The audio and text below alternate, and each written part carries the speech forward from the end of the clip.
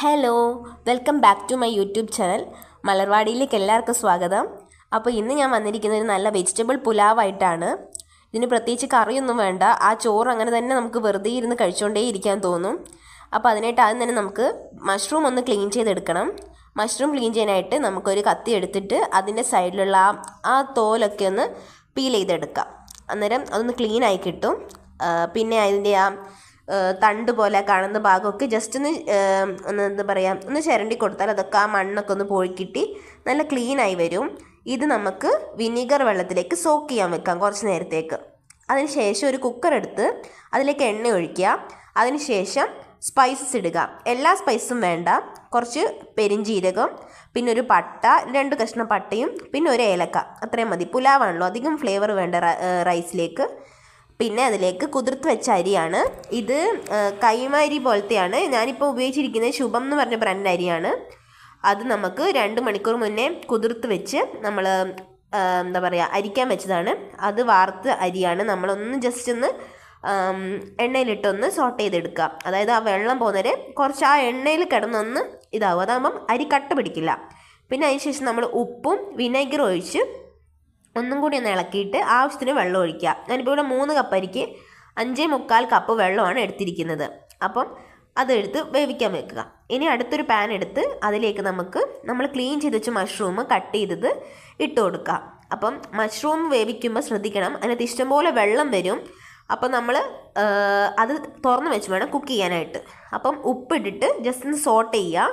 അപ്പം മഷ്റൂമിൽ നിന്ന് നല്ലപോലെ ഒന്ന് സോട്ട് ചെയ്ത് ഇളക്കി വെക്കുമ്പോഴത്തേനും നമുക്കൊന്ന് അടച്ചു വെക്കാം. അപ്പോഴത്തേനും നമ്മുടെ ഇതിലേക്ക് കുറച്ച് വെള്ളം വരും. നമ്മൾ പിന്നെ തുറക്കുമ്പോഴത്തേനും നല്ലൊരു വാട്ടറി കൺസിസ്റ്റൻസി ആയിട്ടായിരിക്കും മഷ്റൂം വരിക. നമ്മൾ ഇളക്കുമ്പോൾ തന്നെ മനസ്സിലാവും എണ്ണയല്ല, അത് വാട്ടറിൻ്റെ ക്വാണ്ടിറ്റിയാണ് കൂടി വരുന്നത്. പിന്നെ തുറക്കുമ്പോഴത്തേനും നമ്മുടെ മഷ്റൂം കുറച്ച് ചെറുതാവുകയും ചെയ്യും, അതേസമയം നല്ലപോലെ വെള്ളം വരും. അപ്പോൾ ഈ വെള്ളം വരുന്നതിനനുസരിച്ച് പിന്നെയും നമ്മുടെ മഷ്റൂമിൻ്റെ സൈസ് ഒന്ന് ചെറുതാവുകയാണ് ചെയ്യുന്നത്. അപ്പം അതുവരെ നമ്മളൊന്ന് ഇളക്കിക്കൊണ്ടിരിക്കുക. നമ്മുടെ മഷ്റൂം ഒന്ന് ജസ്റ്റ് ഒന്ന് ഒരു ഗോൾഡൻ ബ്രൗണ്, കരിയും വേണ്ട അധികം ഫ്രൈ ചെയ്യാൻ വേണ്ട, ജസ്റ്റ് ഒന്ന് കളറ് മാറി വരുന്ന സമയമാകുമ്പോൾ നമുക്കത് കോരി മാറ്റി വെക്കണം. അപ്പോൾ ഇത് നമുക്ക് നല്ലപോലെ ഒന്ന് ഇളക്കി കൊടുക്കാം. അപ്പോൾ ഇതാണ് നമ്മുടെ പാകം. ഈ സമയമാകുമ്പം നമുക്ക് ഈ മഷ്റൂം ഒന്ന് മാറ്റി വെക്കാം. എല്ലാം കോരി മാറ്റി വെക്കാം. പിന്നെ അതേ പാനിൽ കൂടുതൽ ഓയിലൊന്നും ഒഴിക്കേണ്ട, ആ ബാക്കിയുള്ള ഓയിലിൽ തന്നെ നമുക്ക് കുറച്ച് ചോപ്പ് ചെയ്ത് ഗാർലിക്കും വട്ടത്തിലരിഞ്ഞ ഗ്രീൻ ചില്ലിയും, ഒരു മുളക് മതി, കാരണം നമ്മൾ പെപ്പർ ആഡ് ചെയ്യും ഇതിലേക്ക്. അപ്പോൾ അത് നമ്മുടെ സ്പ്രിങ് ഒനിയനൊക്കെ പോലെ തോന്നും നമ്മുടെ ഗ്രീൻ ചില്ലി കാണുമ്പം. അപ്പോൾ അതിന് വേണ്ടിയാണ് അങ്ങനെ ആഡ് ചെയ്തിരിക്കുന്നത്, അങ്ങനെ കട്ട് ചെയ്തിരിക്കുന്നത്. പിന്നെ അതിലേക്ക് നമ്മൾ ഒനിയൻ ആഡ് ചെയ്ത് കൊടുക്കാം. ഒനിയനും ഇതേപോലെ ചോപ്പ് ചെയ്തതാണ്, നല്ല കുനുകുനാ അരിഞ്ഞ ഒനിയൻ ഇട്ട് കൊടുക്കാം. അതും ഇതേപോലെ സോട്ടേ ചെയ്തെടുക്കാം. കുറച്ചൊന്ന് വാടി വരുമ്പം നമ്മുടെ ഗാർലിക്കിൻ്റെ ഒക്കെ ഒരു സ്പൈസ് അതിലേക്ക് ആഡ് ചെയ്യുക. അങ്ങനെ ആകുമ്പോൾ കുറച്ചൊന്ന് വാടി വരുമ്പോഴത്തേനും നമുക്ക് വെജിറ്റബിൾസ് ഇട്ട് കൊടുക്കാം. ഇഷ്ടമുള്ള വെജിറ്റബിൾസ് ആഡ് ചെയ്യാം. ഇവിടെ ഇപ്പം ഞാൻ ക്യാരറ്റ്, ബീൻസ്, പിന്നെ ക്യാപ്സിക്കം 3 കളർ ഞാൻ ആഡ് ചെയ്തിട്ടുണ്ട്, റെഡ്, ഗ്രീൻ ആൻഡ് യെല്ലോ. അപ്പം റെഡ് ക്യാപ്സിക്കം എന്നൊക്കെ പറയുന്നത് നമ്മുടെ നല്ല റിച്ച് ഇൻ ന്യൂട്രിയൻസ് ആണ്. നമ്മൾ നല്ല പോഷകാഹാരം പോലത്തെ ഒരു സംഭവമാണ്. നമ്മുടെ ഈ രക്തം കട്ട പിടിക്കുന്നതിനൊക്കെ വളരെ നല്ലതാണ് ഇത്. അങ്ങനെ നമ്മൾ നല്ല smooth movements of blood circulation നന്നായിട്ട് നടക്കുന്ന ഒരു സംഭവമാണ് ഈ റെഡ് ക്യാപ്സിക്കത്തിലുള്ള ന്യൂട്രിയൻസിൻ്റെ ഗുണം എന്ന് പറയുന്നത്. അപ്പോൾ അതിട്ട് കൊടുത്ത് നമ്മൾ നല്ല പോലെ ഇളക്കി യോജിപ്പിക്കുക. ജസ്റ്റ് ഒന്ന് വെജിറ്റബിൾസൊക്കെ ഒന്ന് വാടി വരുന്ന രീതിയിൽ യോജിപ്പിക്കുക. പിന്നെ അതിനുശേഷം നമ്മൾ ഗ്രീൻ പീസ് വേവിക്കാൻ വെച്ചിട്ടുണ്ടായിരുന്നു, അരിയുടെ കൂടെ വെച്ചാലും മതി. അപ്പോൾ അതും കൂടി ഇട്ട് കൊടുത്ത് അതിൻ്റെ കൂടെ ഈ വെജിറ്റബിൾസിൻ്റെ കൂടെ ഇട്ട് കൊടുത്തിട്ട് നല്ലപോലെ ഒന്ന് ആഡ് ചെയ്ത് മിക്സ് ചെയ്ത് കൊടുക്കുക. ആ ഫ്ലേവറും ആ വെജീസും ഇതൊക്കെ കൂടെ ഒന്നിച്ചൊന്ന് മിക്സായി വരുന്നവരെ ഒന്ന് യോജിപ്പിച്ച് കൊടുക്കുക. പിന്നെ അതിന് ശേഷം നമ്മൾ മഷ്റൂം ആഡ് ചെയ്യാൻ സമയമായി. അപ്പോൾ നമ്മൾ നേരത്തെ മാറ്റി വെച്ച മഷ്റൂം ഉണ്ടല്ലോ, ഫ്രൈ ചെയ്ത് വെച്ചത്, അത് നമുക്ക് ആഡ് ചെയ്യാം. ശരിക്കും നമ്മൾ മഷ്റൂം എടുക്കുമ്പോൾ നമ്മൾ എടുത്തതിൻ്റെ പകുതി ഭാഗം മാത്രം നമ്മൾ കുക്ക് ചെയ്ത് കഴിയുമ്പോൾ നമുക്ക് കിട്ടുകയുള്ളൂ.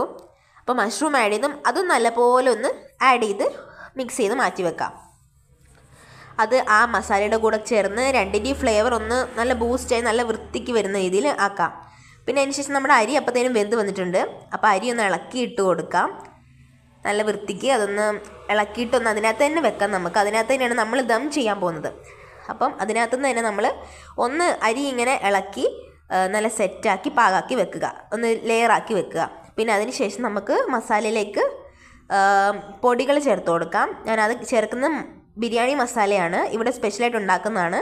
അതും പിന്നെ പെപ്പർ പൗഡറും അതും ചേർത്ത് കൊടുക്കാം. ഇത് രണ്ടും മാത്രമേ നമ്മളിതിനകത്ത് മസാല സൈഡ് ചേർക്കുന്നുള്ളൂ, വേറൊന്നും തന്നെ നമ്മളിതിനകത്ത് ചേർക്കുന്നില്ല. പിന്നെ അതിന് ശേഷം പാകത്തിന് ഉപ്പിട്ട് കൊടുത്ത് വേണമെങ്കിൽ ഇളക്കി യോജിപ്പിക്കുക.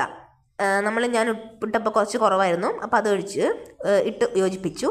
പിന്നെ അതിന് ശേഷം നമ്മൾ ലാസ്റ്റ് ഒന്ന് ഫിനിഷ് ചെയ്യാൻ വേണ്ടിയിട്ട് 1 സ്പൂൺ പഞ്ചസാരയും പിന്നെ വിനീഗറും ചേർത്ത് ഇളക്കി യോജിപ്പിക്കുക. അതൊന്ന് ടേസ്റ്റ് ബാലൻസ് ആവാൻ വേണ്ടിയാണ്, ഒരു നല്ലൊരു ഫ്ലേവർ കിട്ടുകയും ചെയ്യും. എല്ലാം കൂടി ഒന്ന് ബാലൻസ് ചെയ്യാൻ, ഉപ്പും ആ എരിവും എല്ലാം കൂടി ഒന്ന് ബാലൻസ് ചെയ്യാൻ വേണ്ടിയിട്ടാണ്. പിന്നെ അതിന് ശേഷം ലാസ്റ്റായിട്ട് നമ്മൾ മല്ലിയിലയും പുതിനയിലയും ഇട്ട് ഫിനിഷ് ചെയ്യുകയാണ്. അതും കൂടി ഇട്ട് ആ മസാലയുടെ കൂടെ ഒന്ന് യോജിപ്പിച്ച് നമ്മൾ നല്ല പോലെ വൃത്തിയായി ഇളക്കി മാറ്റി വെച്ചു. ഇനി നമുക്ക് ദം ചെയ്യാൻ പോവുകയാണ്. നമ്മുടെ അരി ഉണ്ടല്ലോ, ചോറ് വേവിച്ചതിലേക്ക് ഈ മസാല കുറച്ച് കുറച്ചാക്കി ഇട്ട് കൊടുക്കുക. മസാല മേളിൽ കിടന്നാൽ മതി, ചോറ് താഴെ ഇരുന്നോട്ടെ. അപ്പം അതിലേക്ക് ആ മസാലയുടെ ഫ്ലേവറും കൂടി ചോറിലേക്ക് ഇറങ്ങാൻ വേണ്ടിയിട്ടാണ് ഇങ്ങനെ അപ്സൈഡ് ഡൗൺ ആയിട്ട് ചെയ്യുന്നത്. സാധാരണ മസാലയാണ് നമ്മൾ താഴെ ഇടാറ്, ഇപ്പോൾ ഇത് നമ്മൾ ഇങ്ങനെ ചെയ്യുന്നു. അപ്പോൾ അങ്ങനെ എല്ലാം കൂടെ എടുത്ത് അതിൻ്റെ മേലെ യോജിപ്പിച്ച് വെക്കുക. എല്ലാ മസാലയും കൂടി ഞാൻ കുക്കറിൽ തന്നെയാണ് ദം ചെയ്യുന്നത്, വേറെ പാത്രം മാറ്റുന്നില്ല. ആ ചോറ് വേവിച്ച് കുക്കറിൽ തന്നെയാണ് ദം ചെയ്യുന്നത്. എന്നിട്ട് അത് കഴിഞ്ഞ് നമ്മൾ കുക്കർ വിസിൽ വെച്ച് സിമ്മിൽ ഒരു 2 മിനിറ്റ് മാത്രം മതി, ഇല്ല നമ്മൾ ചോറ് നല്ലപോലെ വെന്തു പോകും. അത് അടച്ച് വെച്ച് വേവിക്കുക. അപ്പോൾ അതിനുശേഷം തുറക്കുമ്പോൾ ഉള്ള കാഴ്ചയാണ് നിങ്ങളീ കാണുന്നത്. എന്ത് രസമാണല്ലേ കാണാൻ തന്നെ. ഇപ്പോൾ വീഡിയോ എടുക്കുമ്പോൾ തന്നെ എനിക്ക് വായിൽ വെള്ളം വരുന്നു, ഇപ്പോൾ വോയിസ് ഓവർ ചെയ്യുമ്പോൾ. അപ്പം ഇനി നമ്മൾ ഒരു കാസറോളിലേക്ക് മാറ്റുകയാണ്. നമ്മുടെ ഇത് പുലാവ് ആവി പറക്കുന്ന കണ്ടില്ലേ, എന്ത് രസമാണല്ലേ. അപ്പോൾ അതിട്ട് കൊടുത്തു. പിന്നെ നമുക്കൊരു സെർവിങ് ബൗളിലോട്ട് നല്ലപോലെ മിക്സ് ചെയ്യുക. ആ മസാലയും എല്ലാത്തിൻ്റെയും ഫ്ലേവർ ഒന്ന് ഇറങ്ങി വരട്ടെ. പിന്നെ നമുക്കൊരു സെർവിങ് ബൗളിലോട്ട് മാറ്റാം. അപ്പോൾ നമ്മുടെ നല്ല സ്വാദിഷ്ടമായ വെജിറ്റബിൾ പുലാവ്. ഇനി അങ്ങനെ പ്രത്യേകിച്ച് കറിയുടെ ഒന്നും ആവശ്യമില്ല, നമുക്ക് വെറുതെ കഴിക്കാം. അപ്പോൾ എല്ലാവരും ട്രൈ ചെയ്ത് നോക്കുക, ഫീഡ്ബാക്ക് അറിയിക്കുക. താങ്ക്